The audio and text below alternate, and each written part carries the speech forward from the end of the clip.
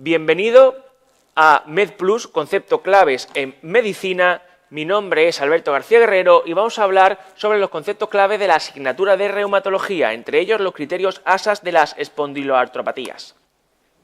Las espondiloartropatías seronegativas son 4: la espondilitis anquilosante, la artropatía enteropática, el síndrome de Reiter y la artropatía psoriásica.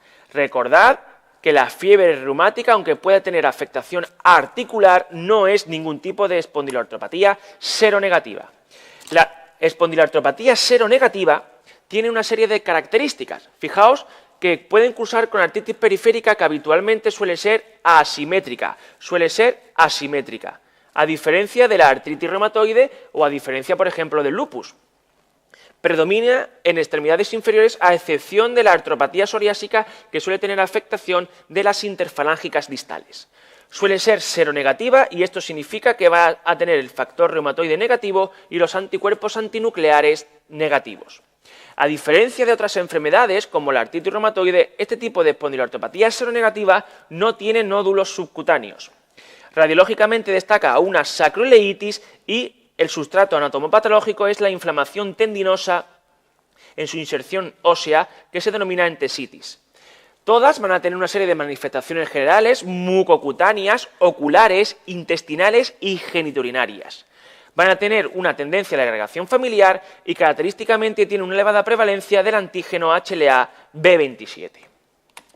Pues bien, fijaos que nosotros vamos a hablar de los criterios ASAS. Los criterios ASAS, que os los coloco aquí en grande, los criterios ASAS van a ser de las espondiloartropatías axiales y de las espondiloartropatías periféricas. Fijaos que cuando hablamos de espondiloartritis axial, habitualmente nos referimos a la espondilitis anquilosante y habitualmente cuando hablamos de espondiloartropatías periféricas nos referimos al Reiter, a la artropatía psoriásica o la artropatía enteropática. Pero son entidades diferentes. Son entidades diferentes, es decir, la espondilitis anquilosante es un tipo de espondiloartropatía axial. El Reiter es un tipo de espondiloartritis periférica y la artropatía psoriásica y la enteropática igual, es un tipo de espondiloartritis periférica. Y nosotros lo que vamos a ver son los criterios de la espondiloartritis axial y de la espondiloartropatía periférica. Fijaos, los criterios ASAS de las espondiloartritis axiales son los siguientes. Tenemos una serie de criterios obligados, que es tener una edad de inicio de los síntomas por debajo de los 45 años y un dolor lumbar por encima de los 3 meses. Tenemos otros criterios diagnósticos que es la sacroileitis en la imagen, que puede ser diagnosticada por resonancia magnética o bien por radiografía. Y tenemos una serie de características de las espondiloartritis, como puede ser la lumbalgia inflamatoria, la artritis periférica, la entesitis, la uveitis anterior, dactilitis, psoriasis, enfermedad de Crohn o colitis ulcerosa, una buena respuesta a antiinflamatorios, historia familiar, el HLA-B27 positivo y la PCR elevada. Aquí quiero hacer hincapié en dos cosas, ¿vale? El HLA-B27 positivo es criterio para el diagnóstico de una espondiloartritis axial, pero no es criterio diagnóstico para la espondilitis anquilosante. Eso es un criterio diferencial muy importante y que es preguntado. Y lo siguiente importante es que criterio ASA de espondiloartritis axial es la PCR elevada, pero no la VSG. La VSG no es un criterio de espondiloartritis axial. Para diagnosticar de espondiloartritis axial necesito los criterios obligados, más la sacroileitis en la imagen y una característica de espondiloartritis. O bien tener los criterios obligados, más el HLA-B27 positivo y 2 características de espondiloartritis.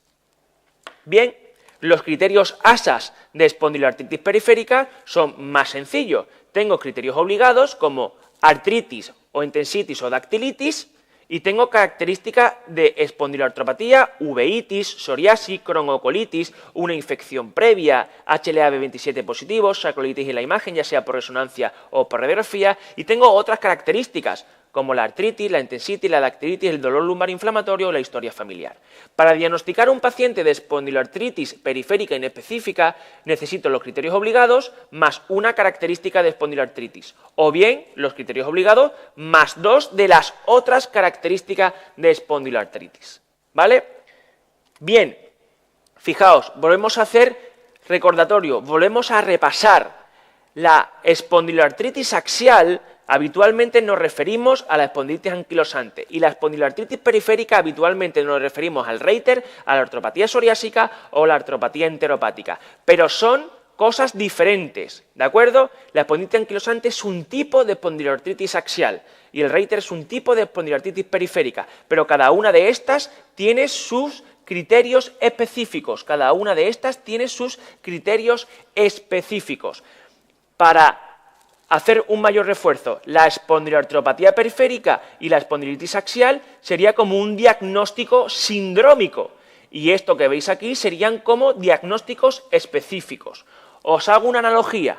Por ejemplo, la fibrilación auricular es un tipo de arritmia auricular. La arritmia auricular sería el diagnóstico sindrómico y la fibrilación auricular sería el diagnóstico específico. Por lo tanto, ¿para qué sirven los criterios ASA de espondiloartritis axial y periférica? Para categorizar, para homogenizar diagnósticos y tratamientos. ¿Por qué? Porque te puede llegar un paciente a la consulta con una clínica sugestiva de espondilitis anquilosante, pero que no cumple los criterios de espondilitis anquilosante, pero sí que puede cumplir los criterios de espondiloartritis axial. Y me servirá para categorizarlo, para colocarlo dentro de un grupo diagnóstico. Y como último concepto, recordad que habitualmente las espondiloartritis axiales se suelen tratar con antiinflamatorios y las espondiloartritis periféricas se suelen tratar con fármacos como el metrotexate.